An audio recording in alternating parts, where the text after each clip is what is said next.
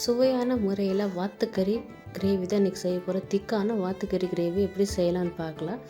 இட்லிக்கு, தோசைக்கு, சாதத்துக்கு, சப்பாத்திக்கு இதுக்கு எல்லாத்துக்குமே ரொம்ப நல்லாயிருக்கும். நம்ம எப்படி செய்யலான்னு பார்க்கலாம். அடுப்பில் குக்கரை வச்சுக்கலாம்.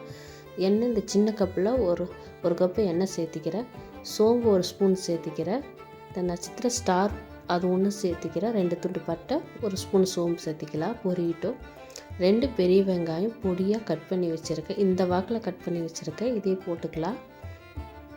வணங்கட்டும். 3 வரமிளகாய் பிச்சு போட்டு சேர்த்திக்கிறேன். நல்லா வணங்கட்டும். அடுத்து ஜார் எடுத்துக்கலாம். நான் ஒரு 30 சின்ன வெங்காயம் தான் தனியாக அரைச்சி பேஸ்ட் பண்ணி எடுத்து வச்சுக்கிறேன். அடுத்து ஜார் எடுத்து வச்சு 1 கப்பு தேங்காய் சேர்த்திக்கிறேன். சின்ன துண்டு இஞ்சி 2ஆக கட் பண்ணி போட்டுக்கிறேன். டேஸ்ட்டுக்காக பூண்டு சேர்த்திக்கலாம். பூண்டு ஒரு 5-6 பல் பூண்டு சேர்த்திக்கிறேன். அடுத்து முந்திரி சேர்த்தா இன்னும் டேஸ்ட் ரொம்ப நல்லாயிருக்கும். முந்திரி ஒரு 5-6 முந்திரி முழு முந்திரி சேர்த்திக்கிறேன்.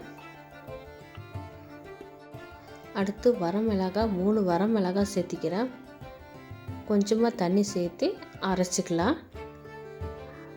வெங்காயம் நல்லா வணங்கி வந்துருச்சு. இந்த அளவுக்கு நல்ல கலர் மாதிரி வரணும். ஒரு பிரியாணி இலை பிச்சு போட்டுக்கிறேன். அப்படியே வணங்கட்டும். நல்லா வணங்கி வரணும். அப்போ தான் டேஸ்ட் நல்லாயிருக்கும். கலரே மாறணும். பாருங்கள், கலர் எந்த அளவுக்கு மாறி வந்திருக்கு பாருங்கள். சிம்லேயே வச்சு வணக்கிக்கலாம். அடுத்து நம்ம அரைச்சி வச்ச வெங்காயத்தை மட்டும் முதல் சேர்த்திக்கலாம். ஃபஸ்ட்டு வெங்காயம் போட்டு தனியாக அரைச்சி வச்சுருந்தோம். அந்த வெங்காயம் நல்லா கலர் மாறட்டும். 3 தக்காளி அரைச்சி வச்சுருக்கேன். அந்த 3 தக்காளி சேர்த்திக்கலாம். மீடியம் சைஸில் 3 தக்காளி அரைச்சி வச்சுருக்கேன். அந்த தக்காளி சேர்த்தி நல்லா கிளறி விட்டுக்கலாம். நல்லா வணங்கட்டும். அடுத்து நம்ம அரைச்சி வச்ச தேங்காய், இஞ்சி பூண்டு விழுதெல்லாம் சேர்த்திக்கலாம். முந்திரியெல்லாம் போட்டு அரைச்சி வச்சுருந்தோம். அந்த விழுதை சேர்த்திக்கலாம். சேர்த்து நல்லா கலந்து விட்டுக்கலாம். கொதி வரட்டும். சீக்கிரமாக வணங்குறதுக்காக உப்பு சேர்த்திக்கலாம். உப்பு சேர்த்தி நல்லா கிளறி விட்டுக்கலாம். வணங்கட்டும். மசாலா சேர்த்திக்கலாம். Chicken masala 2 spoon, mutton masala 2 spoon, மல்லித்தூள் 2 ஸ்பூன் ஆட்டம் சேர்த்திக்கிறேன். மஞ்சத்தூள் 1/4 ஸ்பூன் ஆட்டம் சேர்த்திக்கலாம். சேர்த்து நல்லா கிளறி விட்டுக்கலாம். காரம் நல்லா பிடிக்கட்டும். அந்தளவுக்கு நல்லா கிளறி விட்டுக்கலாம். நல்லா கொதி வரட்டும். அடுத்து பார்த்திங்கன்னா வாத்து தான் சேர்த்திக்கிறேன். வாத்து 1 கிலோ வாத்து இருக்கும். இந்த வாத்தை எப்போதுமே நான் கழுவ மாட்டேன். இந்த கழுவாக போட்டால் அந்த பிளட்டில் நல்லா டேஸ்ட் கொடுக்கும். அதனால் வாத்து செய்யும் போது வாத்தை கழுவக்கூடாது.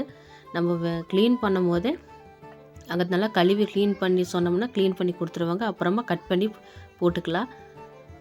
கட் பண்ணிவிட்டு கழுவுனோன்னா அது டேஸ்ட் நல்லா இருக்காது. அந்த பிளட்டெல்லாம் நல்லா டேஸ்ட் கொடுக்கும்.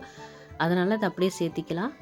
மல்லித்தலை சேர்த்திக்கலாம். மல்லித்தலை சேர்த்து நல்லா கிளறி விட்டுக்கலாம். நல்லா ஒரு பெரட்டி விட்டுட்டு குக்கர் மூடியை தலைகீழாக மூடி வச்சுக்கலாம். ஒரு 10 நிமிஷம் அப்படியே நல்லா வேகட்டு. பாருங்கள் எந்த அளவுக்கு நல்லா வெந்து வந்திருக்குது பாருங்கள். நல்லா அப்படியே கிளறி விட்டுக்கலாம்.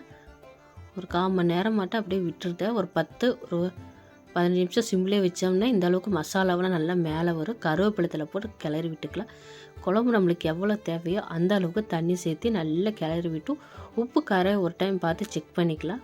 செக் பண்ணிவிட்டு மூடி வச்சுக்கலாம். மூடி வச்சு 2 விசில் விட்டுக்கலாம். ஏற்கனவே வெந்திருக்கும் கறி, அதனால் 2 விசில் விட்டால் கரெக்டாக இருக்கும். பாருங்கள் நல்லாவே வெந்து வந்துருச்சு. விசில் போயிடுச்சு. அடுத்து கிளறி விட்டுக்கலாம். குழம்பு எந்த அளவுக்கு நல்லா எண்ணெய் மிதந்து வருது பாருங்கள். குழம்பு சூப்பராக ரெடி ஆகிடுச்சு. டேஸ்ட்டான வாத்துக்கறி குழம்பு ரெடி ஆகிடுச்சு. சுட சுட வாத்துக்கறி குழம்பு இந்த மாதிரி வச்சா செம்ம டேஸ்ட்டாக இருந்தது. மல்லித்தலை தூவிக்கலாம். மல்லித்தலை தூவி ஒரு கிளறிக்கலாம். சூடான சாதத்தில் இட்லியெல்லாம் போட்டு சாப்பிட்டா செம்ம டேஸ்ட்டாக இருக்கும். இட்லிக்கும் வாத்துக்கறி குழம்புக்கும் இன்னும் ரொம்ப அருமையாக இருக்கும். பரிமாறிக்கலாம். அடுத்து சுட சுட வாத்துக்கறி குழம்பு ரெடி ஆகிடுச்சு. இனி இட்லிக்கு, தோசைக்கு நம்மளுக்கு எதில் பிடிச்சிருக்கோ அதில் போட்டு சாப்பிட வேண்டியதா. நாங்கள் காலையில் தோசைக்கு தான் சாப்பிட்டோம். மத்தியானம் தான் சாதம் வச்சு சாப்பிட்டோம். நீங்களும் உங்கள் வீட்டில் இந்த மாதிரி ஒரு டைம் ட்ரை பண்ணி பாருங்கள்.